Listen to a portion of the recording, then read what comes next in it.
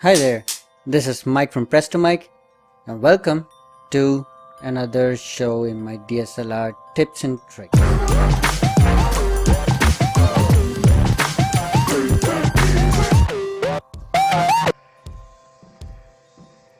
Have you ever had any problems with your photo captures? Maybe. Did you regret not knowing what you could have done to make them better? Yeah, you might be wondering what I could have done better to avoid those things. Well, what if it was a wedding? What if it was a sports event? What if it was something you really had to be at and those are once in a lifetime capture and you just messed it up? Things happen, and in this video we're going to learn exactly how to avoid these 4 common errors, or let me put it in other words, problems that cameramen face, and I'm going to tell you the solutions too.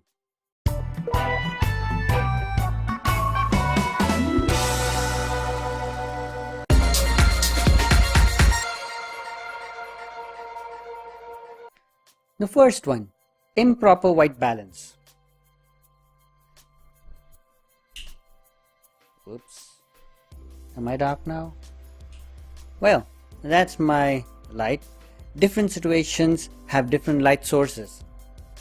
Some lights in some situations could be dull, others are too bright. What you set as your white balance can make the difference in your photos. Well, the problem could be here that your images look too dull, blue, yellow, or even reddish. Okay, so what could have gone wrong here? You might be using the incorrect white balance setting. Yeah, you got that? Incorrect white balance setting. What is white balance? Just take a look. You'll know it. Or it could be that your exposure got locked at that moment, and yes, that you're stuck with that particular image. You can't do anything about that. So how do you avoid this? The first thing is to set your camera to auto white balance. You'll need to record in RAW. If you remember from my 5 basic tips, record in RAW, and that's gonna allow a lot of flexibility in post-processing.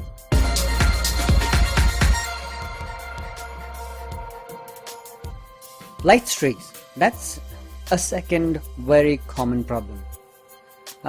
You might have seen light streaks. I put an example for you on the screen so you'll know what I'm talking about. The problem here is that there appears to be spots of colored light on the image, or sometimes in the video also. While some people consider this to be a very creative technique, this actually is not. You can pass it off as a creative technique, but you might want to fix this or avoid getting into the situation in the first place. So what could have gone wrong here? Perhaps there was a bright light shining right into your camera lens, or the light that hit your lens just kept bouncing. There's a lot of reflection happening there, so the reflections cause light flares. How can you avoid these? Well, the first thing you need to do is get a lens hood. The lens hood actually helps block out the overhead light sources which are shining directly into the lens. If you don't have a hood, you could try this. You know, you do this when you stand in the sunlight. You could try doing this, just block out the sunlight, and that's how you can see with your eyes. And it's the same thing with your lens as well. Your lens are just an extension of your eyes, by the way. And yeah, if you're holding your camera, I don't have the camera in my hand that's recording me right now.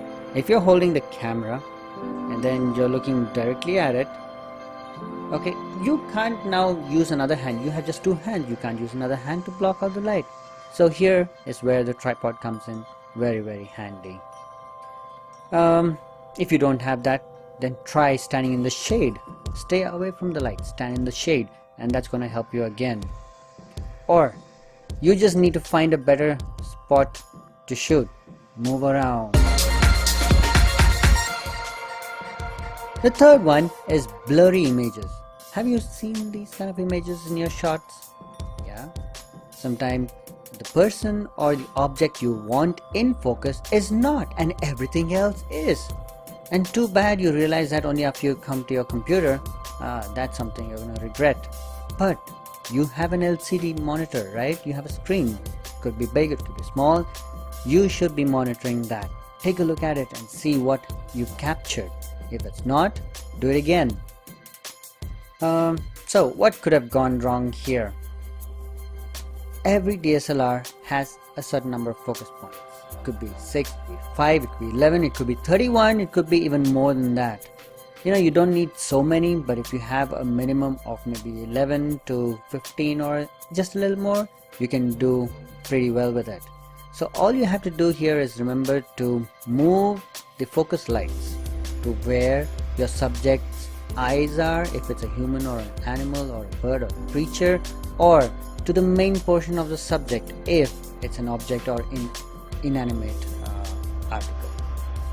Well, your camera could be in auto mode. This is a common problem. Just put in auto mode and the camera thinks it knows what it's doing, but no way, it does not know what it's doing.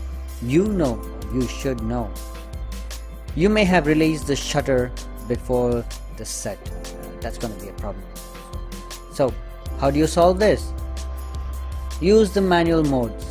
Remember, I talk about this in my other video also. Use the manual modes. That's very, very important. If you buy a DSLR, if you own a DSLR, then you have to learn how to use the manual modes, and that is a must for you. Now, sometimes you might just be using the auto mode. So just move the camera around so that the focus is the right one. Move the camera around so you focus on the right object. The object should be your subject. Or the third thing you can do is to set your camera to the single shot mode. In that way you can just focus on the single object, and the camera doesn't start looking around for different objects to focus on. Saves you a lot of trouble. You should try that. The last one, of course these are not the only 4 problems you will face, but these are the top 4 nevertheless. The last one is a streaky image. These images are normally caused when maybe you're moving too much, but let's talk about what these are. Nothing in your image is sharp. Seen that ever before? You tried a night shot and all the lights are hazy, including the cars or the vehicles that are moving, and lights appear as streaks and fringes appear all along them. That's the problem. Sometimes you might pass it off as an effect, a background effect. You can put this as a background to some of your images. Sorry, and you can just blur it. That'll make a good background. But if not, you want to try and avoid such shots unless they're really, really intentional. This could happen because of camera shake. Use a tripod. But perhaps you are just trying to pan the shot. Look at me panning. Or maybe you just used incorrect breathing technique. Oh no, don't do that. Take a deep breath and exhale softly, slowly before you actually click the shutter. That'll help you steady your hands and not make any sudden movements when you're exhaling.